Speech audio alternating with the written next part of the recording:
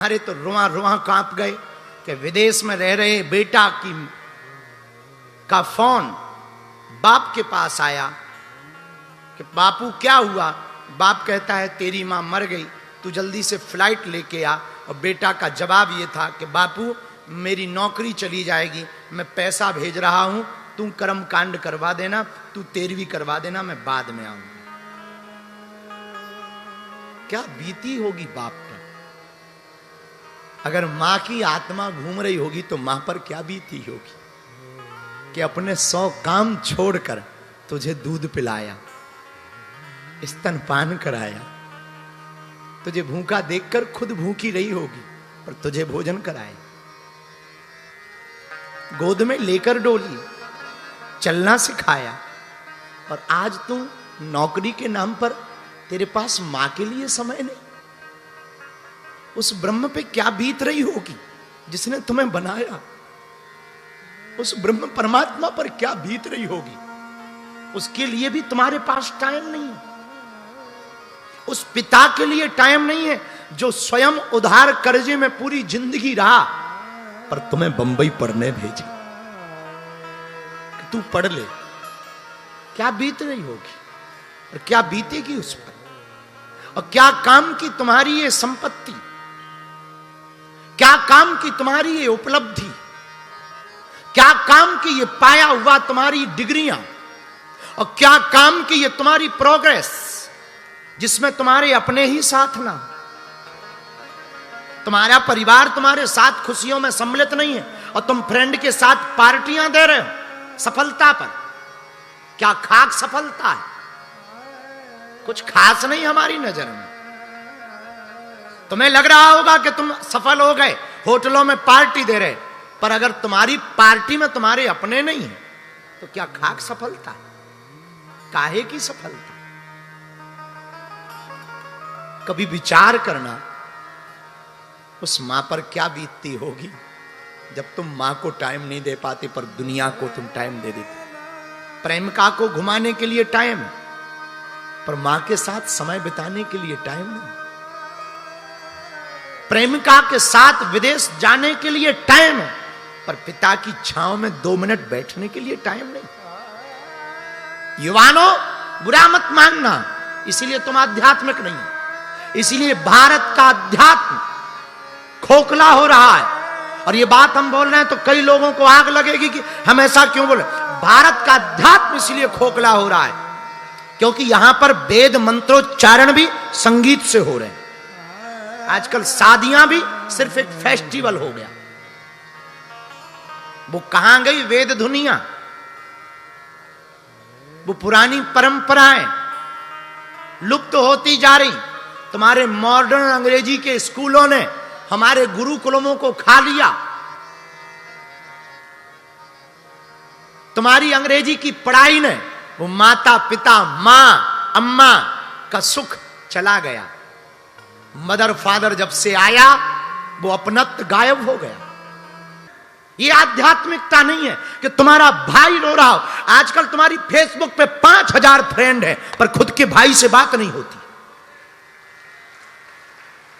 तुमने अपनी सासू मां और ससुर को बाप बना दिया और खुद की मां तुम्हारी अनाथालय में डली है, वृद्धाश्रम में डली है। और तुम आध्यात्मिक हो क्या, खाक आध्यात्मिक हो। तुम विदेशों में राम मंदिर हो रहे हैं पर तुम्हारे मन में मंदिर नहीं हो रहा है। और तुम कहते कि तुम आध्यात्मिक हो, क्या खाक आध्यात्मिक हो।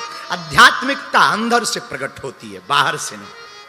अभी तुम स्पिरिचुअल हो, स्पिरिचुअलिटी नहीं। अध्यात्म तो अंदर से जगता है और उसको जगाओ, झांको अंदर से। तुम बाहर सुधारने में मत रहो। बालों में जेल हो या ना हो पर जिंदगी में मेल जरूर होना चाहिए। तुम्हारी सोशल मीडिया पर तुम्हारे फॉलोवर हो या ना हो पर घर के लोगों में तुम्हारा फॉलोइंग होना चाहिए।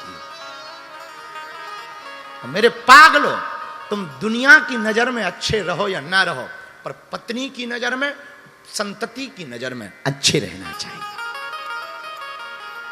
अगर तुम्हें आध्यात्मिक बनना है और तुम दूसरों को, गरीबों को खाना खिला पाओ या ना खिला पाओ पर तुम्हारे मां बाप भूखे नहीं मरने चाहिए, वरना तुम्हारी कमाई हुई संपत्ति, पाई हुई उपलब्धि, प्राप्त किया हुआ, अर्जन किया हुआ धन और तुम्हारी डिग्रियां किसी काम की नहीं। और तुम कहते हो कि हम सफल हो गए। हम तुमको वापस नहीं ले जाना चाह रहे ना, हम तुमको पुराने भारत में नहीं ले जाना चाह रहे ना, तुम जाओ, यहीं रहो, ऐसे ही रहो। संस्कार भले ही नए हो गए भैया, विचार भले ही नए हो गए, पर संस्कार पुराने होने चाहिए। इतना भर कर लो तुम, विचार नए रखो पर संस्कार पुराने रखो।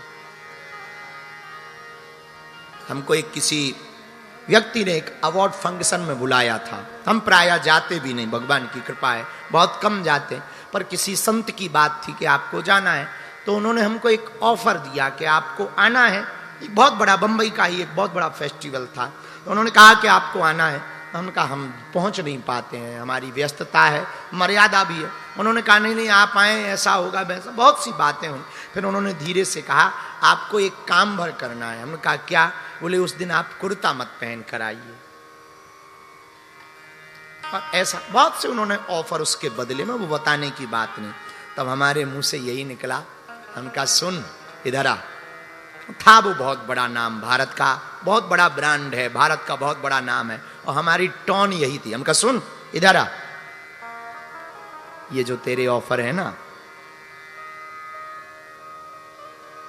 इसको तू धर अपनी हवेली पर।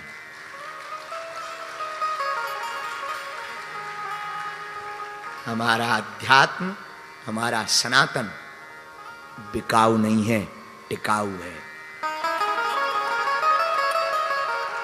वो दिन है कि आज का दिन उसने बात नहीं हमसे की, और करनी भी नहीं चाहिए, ऐसे लोगों से कोई बात नहीं करनी चाहिए। लेकिन नीलेश जी ने प्रश्न पूछा है तो हमें उत्तर आया है।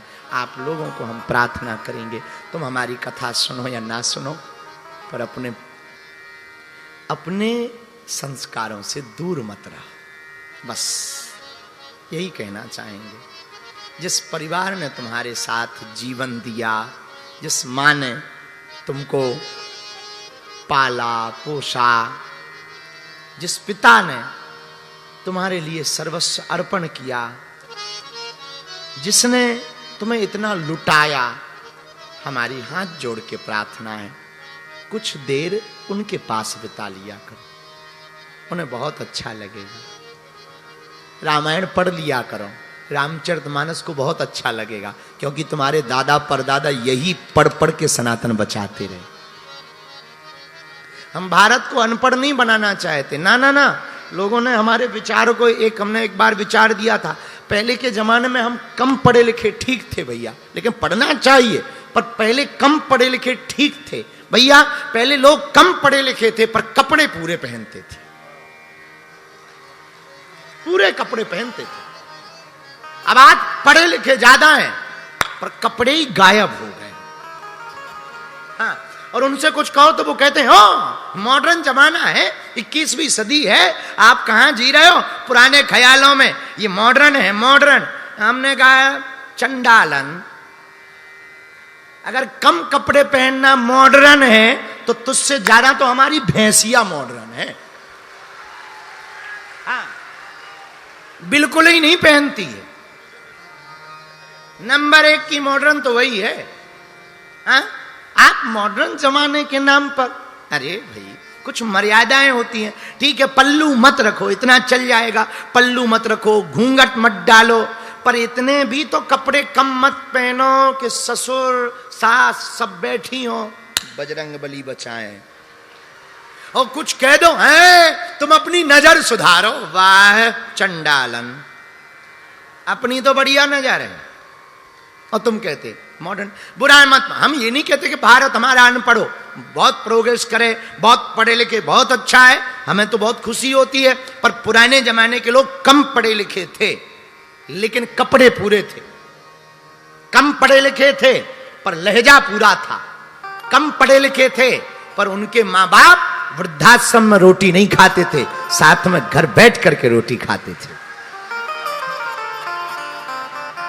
कम पढ़े लिखे, इसका मतलब पढ़ो लिखो, खूब मॉडर्न करो। हम कहते आप पार्टियां करो, जो आपको अच्छा लगे वो करो, पर अपने संस्कार मत भूलो। हाँ, हमको एक कथा याद है, हमें भागवत सुनानी है, पर पता नहीं हम क्या सुनाने लगते हैं, हम भूल जाते हैं, हमें पता नहीं हम कहाँ की गाड़ी कहाँ चली जाती खबर ही नहीं रहती है। हम ना पागल ही हैं, अब क्या कह दें। हमें भागवत सुनानी, आज ठाकुर जी का जन्मोत्सव करना है। छोड़ो यार, कौन तुम्हारी नीलेश, हटाओ। तुमने कहा कि कुछ लोग लक्ष्य पर जल्दी पहुंच जाते हैं। अरे भाई तू पहुंच जाना, लक्ष्य पर हो गया, कौन बताए अब। ठीक है ना, हमें भागवत सुनानी है। हाँ नीलेश, कल फिर से तुम्हें ठोकेंगे एक बार। अब तुम बुरा मत मानना, तुम लोगों ने बीपी के डर से नमक कम कर दिया, शुगर के डर से तुमने शक्कर खाना बंद कर दिया, लेकिन हराम का खाना बंद नहीं किया। और तुम आध्यात्मिक हो। हमारे पास आके कहते कि आई एम स्पिरिचुअल, ठटरी के बरे। You are not spiritual, you are fake. तुम एक फ्रॉड हो। क्यों? मेरे पागल हो, बुरा मत मानना। हम अपने लिए भी कह रहे हैं, आपके लिए नहीं। हम एक दिन हमने खुद अपने ऊपर लिखा, शायद आपने पढ़ा हो। एक दिन हम बैठे थे तो गाड़ी में कहीं जा रहे थे, हमने लिखा कि बाहरे बाबा, तूने भारत में प्याज खवाना तो बंद करवा दिया, ब्याज का खवाना बंद नहीं करवाया। हमने तो अपने पे भी लिखा। बड़े विचित्र लोग होते हैं, उनसे हनुमान जी ही बचाएं। बोलो सीताराम, जोर से बोलो, और जोर से बोलो। आहा, तो श्री ध्रुव जी महाराज क्या अद्भुत ज्ञानी। कुछ कच्चे चेला बनते, पर ये ध्रुव जी पक्के चेला है। कच्चे चेला, घर में भाई खटपट, सो चल बाबा के मटपट। गुरुजी ने काट दी चोटी, मांग खा बेटा रोटी। ये कच्ची साधना है। पक्की साधना क्या? एक बार भगवान के हो गए तो हो गए, एक बार गुरु जी के हो गए तो हो गए। एक ही साधें सब सधें, सब साधें सब जाएं। सच्चा भगत वही है। पतिव्रता स्त्री कौन? जो अपने पति को छोड़कर पर पुरुष का चिंतन भी ना करे, वो पतिव्रता स्त्री है। उसी प्रकार सच्चा भगत कौन? जो अपने आराध्य के अलावा किसी और का ध्यान भी ना करे। अच्छा, इसका मतलब ये नहीं है कि फिर ध्यान ना करे किसी और का तो सबका अपमान करे। ना ना ना, पूजा सबकी करो, प्रणाम सबको करो, वंदना सबकी करो। लोग हमारे पास आते, आप तो हनुमान भक्त हो, कृष्ण कथा भी करते, राम कथा भी करते, दुर्गा कथा भी करते, कैसे अपने आप को मैनेज कर पाते? मंदिरों में भी जाते, कैसे मैनेज कर पाते? हमने कहा बहुत सरल रास्ता निकाल रखा हमने। बोले क्या? हमने कहा हम जब भी किसी संत को प्रणाम करते हैं तो अपने गुरु के उनमें दर्शन करते हैं। प्रणाम उन्हें करते, पर उनको लगता कि ये हमें प्रणाम कर रहे हैं, पर सच तो ये है हम अपने गुरु को ही प्रणाम करते हैं। इसलिए मेरे पागलों, हम तुमसे भी कहना चाहते हैं, आह धन्य ध्रुव जी महाराज, हमें आप आज्ञा दो, जाने दो। ध्रुव जी जाने लगे तो मंत्र दे दिया, सुनो। जा तो रहे हो, यहां मत रहो, यमुना के तट पर तुम साधना करो। मथुरापुरी में, मधुपुरी मथुरा में, यमुना के तट पर साधना करो। बोलो वृंदावन बिहारी लाल की जय। अब मथुरा आ गई तो गोकुल भी आ ही जाएगा। कथा में मथुरा तो आए गए, अब गोकुल भी आ ही जाएगा। तो ध्रुव जी को एक मंत्र दिया गुरु जी ने। आहा, ध्रुव जी मंत्र लेकर के बड़े, तत्तात गच्छ भद्रम ते यमुनास्तटम शुचि। यमुना के तट पर श्री ध्रुव जी आ गए, वहां पर साधना प्रारंभ की। अब साधना सीखनी है तो ध्रुव जी से सीखो। बहुत अद्भुत साधना ध्रुव जी करते। ऐसी नहीं, कुछ लोग हमारी कथा सुन के साधना का संकल्प ले लेते हैं, तो 9 दिन सोचते हैं कि अब नवरात्रि आ रही, अब तो कुछ खाएंगे पिएंगे नहीं, पानी में ही नवरात्रि करेंगे। तो 2-3 दिन तो बढ़िया रहती है, चौथे दिन पता लगा अस्पताल में भर्ती होके बोतल चढ़वा रहे। ऐसी भी कुछ लोग साधना करते हैं, तो बाद में कहते हैं महाराज हम क्या बताएं, आपके चक्कर में मरते मरते बचे, ढटरी के बरे। ऐसी कोई थोड़ी साधना की जाती। साधना का एक तरीका होता है, धीरे धीरे मोड़ तू इस मन को, इस मन को तू, इस मन को। एक संत ने लिखा, धीरे धीरे मोड़ तू इस मन को, इस मन को तू, इस मन।